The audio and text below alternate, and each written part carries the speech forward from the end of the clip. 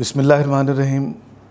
آپ کا میزبان عامر شہزاد پروگرام سرحدوں کے محافظ کے ساتھ آپ کی خدمت میں حاضر اور اپنے تمام دیکھنے والوں کو سلام پیش کرتا ہے. ناظرین کرام، جنگوں کی دنیا میں ٹینکوں کی سب سے بڑی لڑائی جنگ عظیم دوئم میں ہوئی تھی، اور اس کے بعد ٹینکوں کی یہ لڑائی پاکستان کے علاقے سیالکوٹ میں چونڈا کے مقام پر دیکھی گئی، جب ہمسایہ ملک بھارت اپنی دشمنانہ سوچ کے ساتھ بلا اشتعال پاکستان کی سرحدوں کو کراس کر کے ان علاقوں میں داخل ہوا، تو پاکستان کے سپاہ نے دشمن کو ناکو چنے چبائے اس طرح کہ اس کے 45 ٹینک یہاں تباہ کر دیے. تاریخ کا یہ باب ہمیشہ یوں زندہ رہے گا کہ جنگ عظیم دوئم کے بعد ٹینکوں کی سب سے بڑی لڑائی چونڈا کے مقام پر پاکستان کے بہادر سپاہیوں نے لڑی. 6 ستمبر 1965 یوم دفاع کے حوالے سے آج کا یہ پروگرام سرحدوں کے محافظ آپ کی خدمت میں پیش ہے، اور آج ہمارے ساتھ اس پروگرام میں ہمارے مہمان ریٹائرڈ میجر مجیب احمد خان صاحب موجود ہیں، جو 1965 اور 71 کی جنگوں کے حوالے سے اور اپنے سپاہ کے بہادری اور جواں مردی کے حوالے سے اپنی یادداشت ہم تک پہنچائیں گے. جی میجر مجیب احمد خان صاحب، سب سے پہلے تو بطور میجر مجیب احمد خان ریٹائرڈ فوجی کے میں آپ کو اس دن کے حوالے سے سلام اور سلیوٹ پیش کرتا ہوں. وعلیکم السلام، تھینک یو سو مچ. اور میں چاہوں گا کہ آپ ہمیں بتائیں کہ 6 ستمبر 1965 کو فوج نے کس طرح اپنی سرحدوں کا دفاع کیا، اور یہ جو میں نے ابھی بات کی، کیا میری بھی بات ٹھیک ہے کہ ٹینکوں کی جو لڑائی ہے وہ سب سے بڑی لڑائی جنگ عظیم دوئم کے بعد سیالکوٹ کے مقام پر لڑی گئی؟ بالکل آپ نے درست کہا ہے.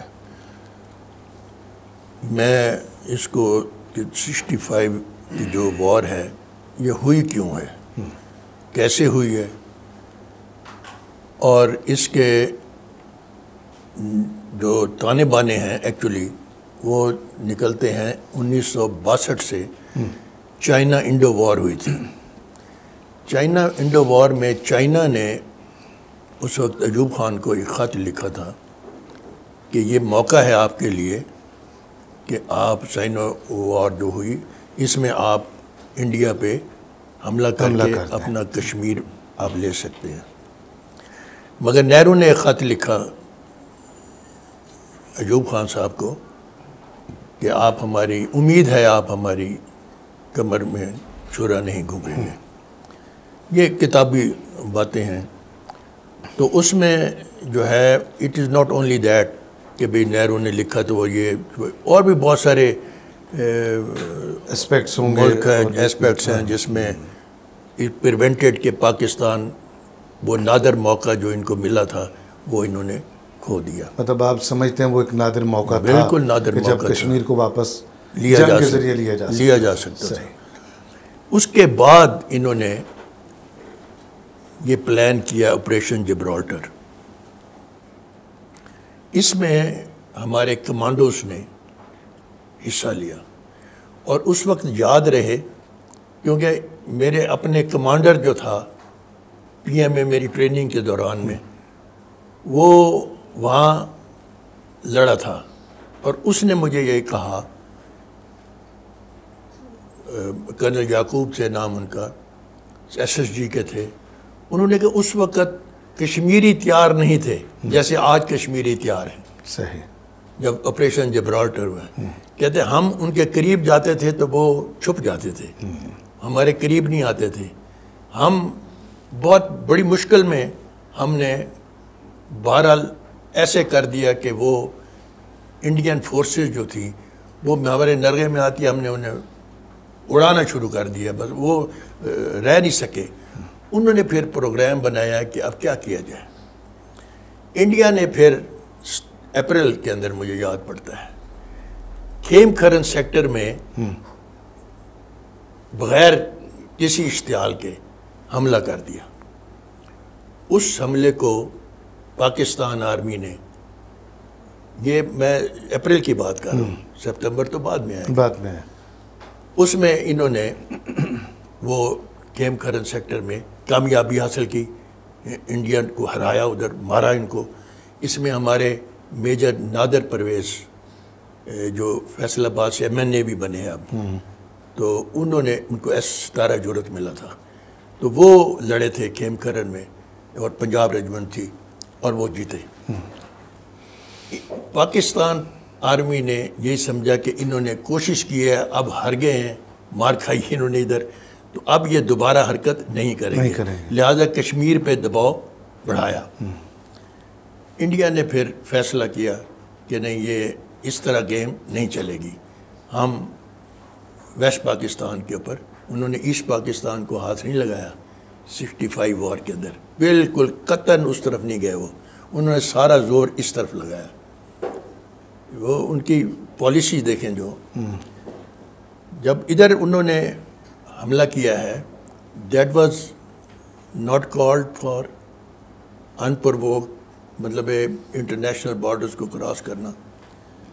انہوں نے ایک one fine morning they cross the border, اور وہ اپنے بارڈر سے لے کے BRB تک وہ بالکل بغیر کسی مزاحمت کے وہ پہنچے ہیں، اور یہ تقریباً 3-4 کلومیٹر کا یہ فاصلہ بھی ہے۔ جب انہوں نے کراس کیا ہے نا یہ، تو اس وقت فوج کو بتایا گیا کہ بھئی ہمارے پہ حملہ ہو گیا ہے۔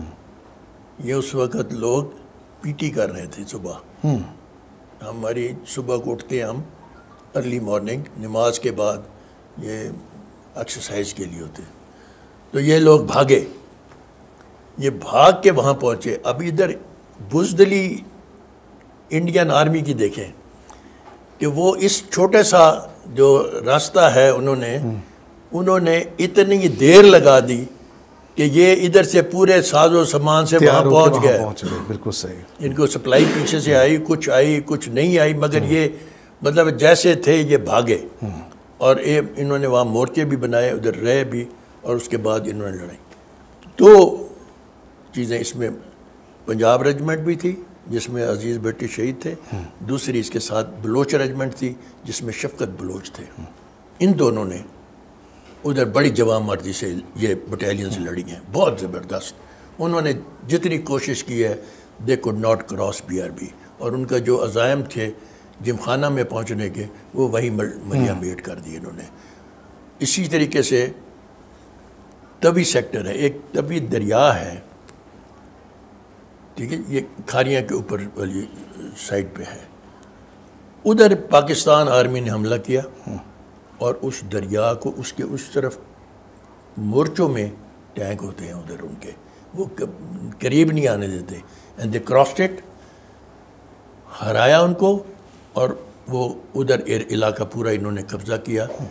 ٹھیک ہے جی، اس میں ہمارے بہت جماع جو ہے وہ بڑی جگر سے لڑے ہیں، مطلب آپ دیکھیں نا کہ ایک دشمن دریا کے اس طرف بیٹھا ہو، آپ دریا کے اندر سے جائیں اور ان کو پھر جا کے ان کو پکڑیں۔ پیچھے جرنیل، وہ جرنیل تھے جو بالکل اوپر کھڑے ہوئے تھے، یعنی کہ دے فاٹ ان دی فرنٹ لائنز، جس کو کہتے ہیں نا جی، آگے بالکل، اور اس کے بعد انہوں نے گائیڈ کرتے رہے بریگیڈیئرز کو، کرنلز کو کہ ہے شاباش، مطلب اس طرح کر کے انہوں نے حملہ کرایا اور جیتے۔ یہی چیز آ گئی چونڈا میں۔ Chawinda is about 10 kilometres away from Sialkot, Sialkot سے کوئی 10 کلومیٹر ہے، اور اس پہ جب حملہ ہوا ہے تو ادھر ہماری جو ریجمنٹس تھیں ٹینکوں کی، یہ بڑی جگری سے لڑی ہیں، اور جو جوان لڑا ہے، یعنی کہ ٹینک کی جو وہ ہے اپنا اینٹی مائن جو ہے نا، اینٹی ٹینک مائنز، وہ اپنی چھاتی پہ رکھ کے اس کے نیچے چلے گئے ٹینک، اور انہوں نے ٹینک کو اڑا دیا ہے۔ انڈینز کا مجال ہے کہ وہاں پر ان کا قبرستان بن گیا ٹینکوں کا، اور یہ اس جگر سے لڑے۔ ہاں، 45 ٹینک تاریخ بتا رہی ہے اس وقت، شاید ممکن ہے زیادہ بھی ہوں، لیکن جو آن دا ریکارڈ ہے 45 ٹینک، بالکل، اور 150 فوجی تھے ہمارے اس وقت وہاں۔ ہماری اسٹرینتھ ہے جی، یہ میں پورا مجھے علم نہیں ہے، لیکن وہ تاریخ اس وقت کی تاریخ بتاتی ہے 150 فوجیوں نے وہاں کے کئی ہزار فوجیوں کو کئی گھنٹے تک روکے رکھا، روکے رکھا، اور اس کے بعد پھر انہوں نے یہ کام کیا کہ جب دیکھا کہ اب ٹینک بڑھ رہے ہیں تو اپنے سینے پہ رکھ کے اور وہ بارود نیچے لیٹ کے وہ ٹینک اڑا دیے. اور بے شک وہ ایک ہمارے ٹینکس جو ہے نا سیالکوٹ میں پلیسڈ ہوتے ہیں. جی جیسے ہی پتہ چلا ہے اینڈ دے آل موو کیا اور چونڈا پہ آ کے آمنا سامنا ہوا، اور دین اس کے بعد وہ لڑائی ہوئی. میں نے بولا نا جی اٹ ٹیکس ٹائم، آرمی کو تیار ہونے میں، رائفل اٹھانے میں، سارا کچھ وہ پیٹی جو کر رہے تھے، پھر اتنا وقت ان کو لگ گیا، لگتا ہے اس کو ٹائم لگا ہے. صحیح. وہاں کسی بھی جگہ پہ پہنچ رہے ہیں، جہاں پر پہنچے ہیں ادھر سے پھر 1 انچ نہیں دیا ان کو. اسی طریقے سے کشمیر میں بھی ہوا ہے، اور وہ مطلب ہے پھر بہت لمبی داستان ہے کہ بھئی وہاں پر کیا ہوا. تو یہ جو میں سین جو ہے یہ پنجاب کی حد تک جو میں بتا رہا ہوں، تو یہ فوج جو تھی اس وقت، اس کا جرنیل اور اس کا سپاہی بالکل ایسے تھے جیسے کندھے سے کندھا ملا کے لڑے. اور یہ ایک فوج کی کامیابی کی کنجی ہوتی ہے، یہی ہوتی ہے کہ اس وقت کہ جب اس کا جو ہے جرنیل اس کے سپاہی کے ساتھ کندھا ملا کے لڑ رہا ہو. اگر 10 میل دور جرنیل بیٹھا ہے، ٹھیک ہے جی، یہ لڑے گا تو فوجی پھر بھی مگر وہ بات نہیں بنتی، وہ برباد، کیونکہ وہ حوصلہ تب پیدا ہوتا ہے جب، اور اس وقت حوصلہ اس کا جوش بڑھ جاتا ہے. وہ کہتے ہیں صحیح میرا کمانڈر میرے نال ہے. ہاں جی، اور لہٰذا اب جتنا ہو سکے میں بڑھ گیا. اچھا میرے صاحب، یہ جو اس وقت نغمے آئے تھے، اے وطن کے سجیلے جوانوں، یہ جذبے کے کام آئے. یہ ہمارے لوگوں کے لیے، ہماری فوج کے لیے خاص طور پہ ان کو مورال، اور سارا وطن جو ہے وہ ان نغموں کو گاتا تھا اور اپنی فوج کا مورال بلند کرتا تھا. اور اس زمانے میں چھوٹا سا ریڈیو ہوتا تھا ہاتھ میں، اور جہاں تک فوج کا تعلق ہے، اور جب وہ رہی ہوتی ہے لڑ، تو ہماری جیب میں ہوتا ہے گڑ اور چھولے، یہ ہمارے جیبوں میں ہوتے ہیں. ہمیں کوئی نغمے شغمے ادھر نہیں آ رہے ہوتے، تو نہ ہم بجا رہے ہوتے ہیں ان نغموں کو. اس وقت تو یہ ہوتا ہے جی صبح شام دشمن پہ نظر رکھو، اور اس کے اوپر اس وقت حملہ کرنا ہے، اور اس وقت آنا ہے، اور اس وقت جانا ہے. اس وقت نغمے شغمے آپ پیچھے سنتے ہیں، یا آپ اس قوم کے مرال کو بلند کرنے قوم کا مرال بلند ہوتا ہے. قوم کی تو یہ حالت تھی ضرورت ہوتی ہے کہ جب یہ اس کی ایئر ڈاگ فائٹ ہوئی ہے، تو یہ تو اس کے اوپر چڑھے ہوئے تھے، چھتوں پر چڑھے. وہ کہتے تھے وہ سو ڈینجرس، مگر انہوں نے کہا نہیں جی ایسی آپ کو پتہ ہے کہ قوم جوشیلی تو ہے، اور جو ابھی ایک تہیہ کر لیں.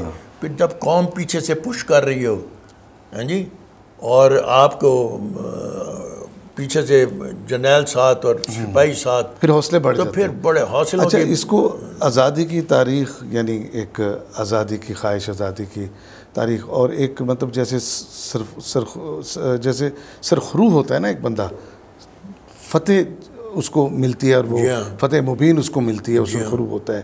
مگر ایک ہوتا ہے جو سرفروش ہوتا ہے، جو کہتا ہے کہ میں اس فتح کی وجہ بن جاؤں. میرے خیال میں اس وقت ہمارے فوجیوں کا، ہمارے جوانوں کا یہ جذبہ تھا، سرفروشی والا. کوئی بھی پیچھے نہیں، جو اپنے سینے پہ بارود باندھ کے ٹینکوں کے نیچے لیٹ رہے. ایک چیز میں آپ کو بتا دوں، ہماری فوج کے اندر ٹریننگ جو ہے نا، وہ ایسے ہی ہوتی ہے جو کہ ایک مومن کی ہونی چاہیے. واہ. وہ اپنے پنجوں اور دانتوں سے بھی لڑ جاتا ہے، رائفل نہ بھی ہو تو. دیٹ مینز کہ آج بھی دیکھ لیں کہ جو ساؤتھ وزیرستان میں جو کلیئرنگ آپریشنز ہوئے ہیں، یا باقی ہوئے ہیں جو شہادتیں ہوئی ہیں، آپ دیکھیں کہ فوجی کیسے لڑا ہے. یہ اس ہماری ٹریننگ ہی ہے. اسلامی بنیادوں پہ ایسے سمجھے کہ قرآن کی آیتیں ہر فوجی کے، میں نے تو ہمارے لگی ہوئی ہوتی ہیں، اور یہ لکھی ہوئی ہوتی ہیں چیزیں. کیمپوں میں یہ ٹریننگ کے دوران؟ ہاں نہیں جی، کمروں میں لگی ہوتی ہیں، کمروں میں بھی لگی ہوتی ہیں، کمروں میں لگی ہوتی ہیں، ٹریننگ جگہوں پہ لگی ہوتی ہیں. ٹھیک ہے جی، سویٹ سیوز بلڈ، اینڈ اس طرح مطلب ہے کہ بہت ساری سینگز بھی لگی ہوتی ہیں. اور یہ ہر وقت جو ہے نا اس موٹیویشن کے اندر فوجی رہتا ہے. صحیح. تو جب بھی کال آتی ہے تو پھر اس کا جو ٹمپریچر ہے وہ بڑھ جاتا ہے. وہ پھر کہتے ہیں پہ جاؤ جی. ہاں جی. پھر there is no, it is not to question why, it is but to do and die. گل ہی کوئی نہیں ہوتی. اور میں سب کتنے دن یہ جنگ رہی سن 65 میں؟ 15 days. اور 13 حملے کر دیے بھارت نے اس دوران. 13 حملے کیے جی. یہ اصل میں اس کے بعد وہ کہتے ہیں کہ جی اس کا سا مک گیا سی. اصل میں بات یہ بات اب کھیل آ گئی تھی ہاتھوں پہ اور لاٹھیوں پہ. ایسے سمجھے کہ ایمونیشن بھی بارود کی لڑائی ختم ہو چکی تھی. ختم. اب بات چلی گئی تھی دو بدو والی. مطلب ہے کہ یہ ووٹ سٹیج آ گئی تھی کہ انڈیا کو پتہ لگ گیا کہ بھی اب یہ ہمارے پہ حاوی ہونے لگے ہیں. دیٹ از دا ٹائم انہوں نے ریکویسٹ کی یو این او کو کہ وہ درمیان میں آئے. امریکہ بیچ میں. یہ سارے ہماری جان چھڑوائے. جان چھڑوائے. کارگل میں بھی ہماری جان چھڑوائے, تب بھی ہماری جان چھڑوائے. یعنی یہ اس قدر کمزور اور خوفزدہ فوج ہے کہ پہلے حملہ کرتے ہیں بزدلوں کی طرح اور پھر بھاگ جاتے ہیں. کارگل میں آپ نے وہ جو نشان حیدر ملا ہے اس کرنیل کیپٹن کرنیل کو, انہوں نے انڈینز نے مانا ہے کہ یار ایسے فوجی تو ہم نے نہیں دیکھے. سرفروش کہ اوپر سے پہاڑ سے اترا ہے, لڑتا گیا ہے اور ان کے کیمپ تک لڑتا گیا ہے. واہ, سلام ہے ایسے فوجیوں کو. اور اس اب دیکھیں یہ نہیں ہے کہ وہ کہتا ہے کہ جی ہم اوپر بیٹھے ہیں آپ کو پتھر سے مارے. نہیں سر, نیچے اترا ہے. لڑتے آئے نیچے, لڑتے تک نیچے آئے اور آگے لڑتا گیا ہے. مطلب گھوڑ سوار سے پیادے ہو گئے. انہوں نے کہا جی کہ یہ پتنی کتنی دیر وہ لڑتا رہ گیا ہے. اس کے بعد وہ لکھتے ہیں کہ بھی ہم دگنی 2 بٹالینز کے ساتھ اس پہ حملہ کیا ایک بندے پہ, تب جا کے وہ شہید ہوا ہے ان سے. میں سب پاکستانی فوج کے لیے آپ کا پیغام کیا ہے؟ سر میرا پیغام یہ ہے کہ آرمی جو ہے وہ جس طرح اپنے سولجرز کا اب خیال کر رہی ہے اسی طریقے سے اگر یہ ان کو موٹیویٹ رکھیں گے, خیال رکھیں گے, جو کہ ہے. میں سمجھتا ہوں کہ ہمارا سولجر, ہمارا جو آفسرز, ٹھیک ہے جی, دے آر وہ کہتے ہیں سیکنڈ ٹو نن. وہ بالکل انشاءاللہ تعالیٰ کبھی بھی اس قوم کو مایوس نہیں ہونے دیں گے. سبحان اللہ. بشرطے کہ یہ قوم اس کے ساتھ جڑی رہے. یہ نہیں ہے کہ بھی نہ دے رہے ہو. اب بھی ہر وقت کوئی بھی مشکل وقت آئے میرے صاحب آپ کی آمد کا بہت تھینک یو ویری مچ. ناظرین کرام, جیسا کہ میں نے پہلے عرض کیا کہ دنیا کی جنگ عظیم دوئم, جس کو دنیا میں بڑی ٹینکوں کی جنگ قرار دیا گیا, اس کے بعد سیالکوٹ میں چونڈا کے مقام پر ہماری فورسز نے اپنے سینے پہ بارود باندھ کے دشمن کے 45 ٹینکوں کو اڑا دیا اور اس مقام کو دشمن کے ٹینکوں کے لیے قبرستان بنا دیا. یہ جذبہ ہمیشہ سلامت رہے. جیسے کہ ہمارے مہمان نے بھی کہا کہ ہماری عوام جو ہے وہ ہمیشہ اپنی فورسز کے ساتھ رہے تاکہ دونوں کا مورال بلند رہے. اپنے میزبان کو اجازت دیجیے. اپنا خیال رکھیے. اللہ حافظ.